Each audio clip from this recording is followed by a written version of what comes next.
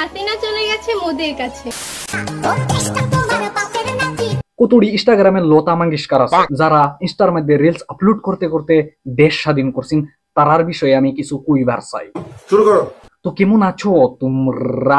হাসিনা চলে গেছে মোদির কাছে, দেশ চলে গেছে সেনাবাহিনীর কাছে, তুমি না হয় চলে আসো আমার কাছে।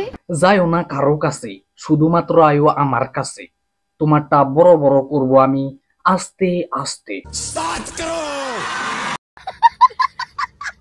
ভারতবর্ষের মাটিতে জন্ম নিয়ে সত্যি আজকে আমরা প্রাউড ফিল করছি, গর্বিত আমরা ভারতবাসী। কারণ যে সকল বিপ্লবীরা তাদের আত্মবলিদান দিয়ে আমাদের দেশকে স্বাধীন করেছে, মনে হইতাছে দেশটা স্বাধীন করিয়া ভুলেই করছে। যদি তারা জিন্দা থাকতো, তোরা ইনস্টা রিলস দেখতো, নিজে হাতে ব্রিটিশেরা তো দেশটা সমঝাইয়া থইতো। বলেন কি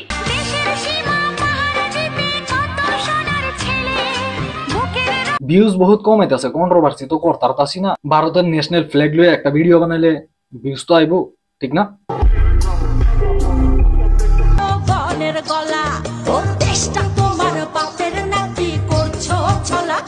তোমরা কি জানো এগুলা ভিডিও দেখে আমার খুবই ভালো লাগে, তাই কিন্তু তার ইনস্টা অ্যাকাউন্টের মধ্যে ঢুকলেই রক্ত আমি শাখা মেরা মরিয়া যাইবার মল্ল।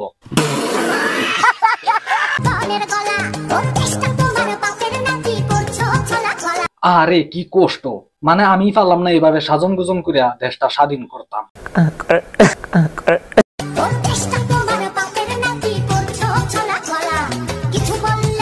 এই যে মালটা দেখতেছো, এটার নাম হচ্ছে সুমি আক্তার। বাংলাদেশও এত এত স্টুডেন্ট আন্দোলন করে মরলো, হে ভারতের মধ্যে থেকে উল্টা পাল্টা ফাল ফালতাছে আর ভিউজ লইতাছে, ফায়দা উড়াইতাছে। तुम्हें शर्म है? कुछ शर्म आया है? পেটে থাকা শেয়াল শকুন ওত পেটে থাকা হয় না, ধ্বংসের খেলা খেলে চলে যারা মানুষের ভালো চায় না।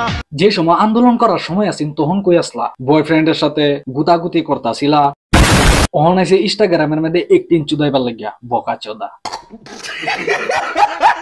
ভাই গণতান্ত্রিক দেশ শাড়ি নিছো ভালো কথা, আসো নিছো ঠিক আছে, সবকিছু ভাই লইয়া যা, খালি গহনা দি সব আমার আর আমার লাগে লিপস্টিক দি সব ব্র্যান্ডের লিপস্টিক।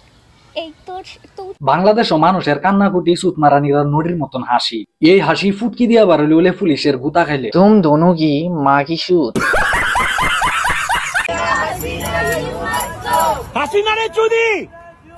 কথাটা যে কইলে অত এত মানুষের সামনে, তার উপরে আবার মাইয়া মানুষ। তুই আসলে তো স্টুডেন্ট না, তোর যে বাপ কইরা তুই নিজেই জানোস না।